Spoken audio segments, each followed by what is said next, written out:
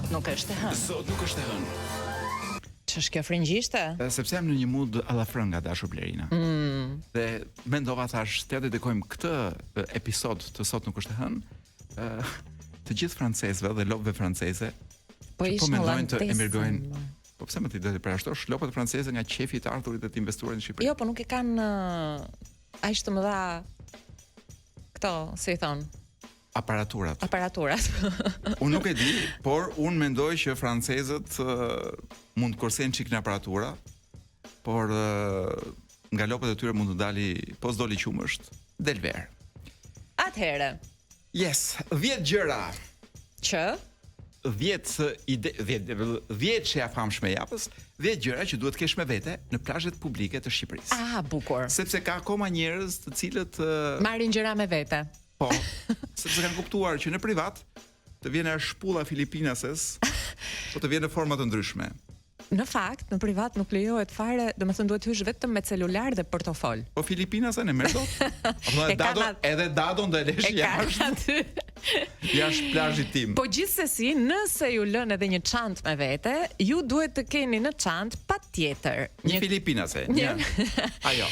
Një krem dielli me SPF 300+. Do thuash ti, a e kam prodhuar, a ekziston? Nuk e di, po ju duhet ta gjeni dhe ta kërkoni ta gjeni sepse ajo nga e cila duhet mbroheni nuk janë vetëm rrezet e nxehta të diellit, por edhe flakët e zjarrit pyor 10 metra më tutje, që praktikisht kanë përpir Himarën, Ksamili, nuk e di, derisa dalim në transmetim pale edhe qytet tjetër. Është e trisht, por është edhe ku di unë, për të bërtitur kjo puna e zjarreve, sepse po harxojmë shumë energji për gjëra që s'kan bëjnë me zjarret, mendoj unë. Kur mund ta kishim shpenzuar në luftë. Kur mendoj që po mblidhen ca njerëz për të marrë gjasme mësime politike, kur jepi morti një fshes në dorë të shkojnë të luftojnë zjarret atje. Çfarë të duhet, pra një nga 10 gjërat që duhet kesh me vete në plazhet publike të Shqipërisë janë dhe këpucët e detit. Këpuc? Po. Pse? Ti do thuash pse?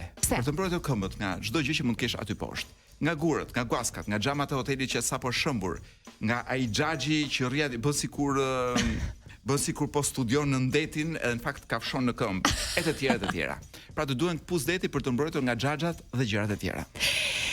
Por do të duhet patjetër një shok patronazhist që di volejboll. Do thuash ti pse patronazhist dhe pse që di volejboll? Patronazhist sepse duhet ta përdorësh derisa të gjesh parkimin.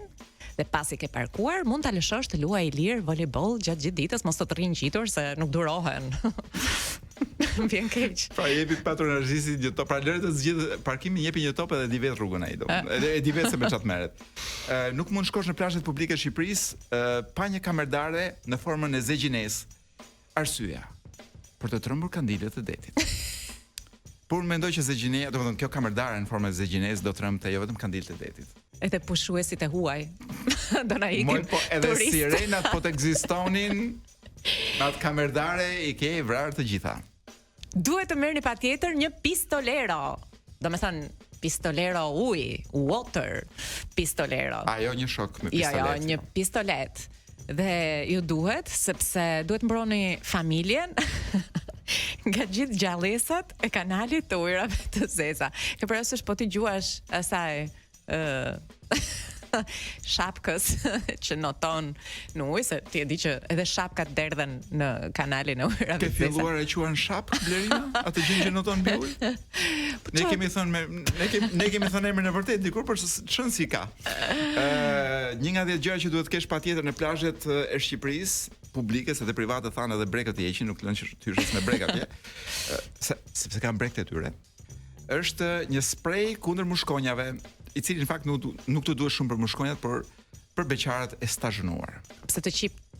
Në Qipro. Të qepen, no? Nëse atoja të qepen dhe të ngjiten dhe dole një fjalë që nuk është shumë e këndshme. Jo, më duk sikur ti po thoje diçka për Qipron, po thash, a flasim për këto plazhet tona? Nuk kam kundër të flasim edhe për plazhet e Qipros, kur ti vi rradha. Madje mund të them që në një plazh të Qipros po ti jesh, të duhet një tavolinë portabël që të kesh që do bësh i sherr me dikë aty në plazh do e bësh. Po të kesh mundësi çat përmbysësh. Po më mirë se i tavolinë portabël nuk ka. Merë kur të shkosh në Qipro dhe një fal bokse me Bluetooth sepse po nuk luajte muzikë me zë të lartë, që ta dëgjojnë edhe të gjithë Çipriotët e tjerë. Po jo, Çipriotët e Çiprillind, po. Çiprillind. Ne kemi quajtur Çiprillind dikur. Tani këta i quajnë Çipriatas.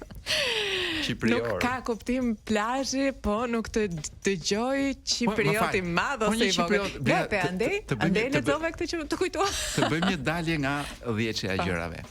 Si e thon një Çiprioti të vogël? Çipriot apo Çipriçk? Çipras. Nuk e di. Të vazhdojmë me vazhdojmë Lena, po na halla ka shumë.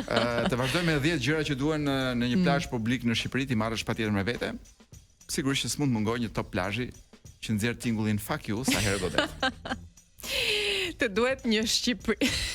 Sot që jam shumë keq. Të duhet një peshqir me hartën e Shqipërisë së madhe. Dhe bonus, të ishte pra kulmi, fantastike, sigur ta ulje me dron në shëslon. Kjo më pëlqen. Bravo Florenci. Sepse këto gjërat na bën 10 në përgatitje gjithmonë. Kolegu jon Florence Zerellari. Një tjetër gjë që duhet për të marrë me vete në plazhet e Shqipërisë, nuk duhet mungoj kurrë, janë frutat me salmonel. Sepse vërtet janë me salmonel, por mbysin të gjitha mikrobet e ujit detit. Pra po gëlltite në ujit deti, ta has salmonela që ke në bark. Më erdhi një libër me titull provokues dhe shkronja të mëdha që shihen deri në Brindisi. E ke parasysh kur ti thjesht e mban përpara, ama titulli është goxha i madh. Si ishte ai? Po Zorba mund të jetë, dallohet. Po dhe çik më i madh se Zorba. E ka bërë qëllimisht. Zorbën që të lexohet në Brindisi ose në Qipro. Po shikoj, meqense jemi në Brindisi, se mos marrësh me vete një pasqyrë. Po një pasqyrë që të çosh me mesazhe me diell, me kod Morse drejt Italisë. Ndim, shpëtomëni, meloni të dua.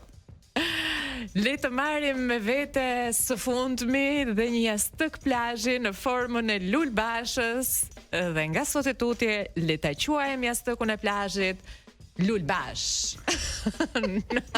Tash më fal. Unë them që me formën apo foton e lulbashës mund të jetë çdo gjë që përdor ti në plazh. Që nga dizenjo e bregëve të plazhit e tjera. Ka më të bukur, por kjo ideja e një jastëkut të plazhit me formën e tij i kalon të gjitha tjerat që kanë fytyrën e tij. Fantastike. E mbyllëm me 10-shen e kësaj jave që ishin 10 gjërat që duhet kesh me veten në plazhet publike të Shqipërisë. Në këtë emision me regjistrim do të vazhdojmë ndoshta me reklama, po ndoshta edhe me muzikë.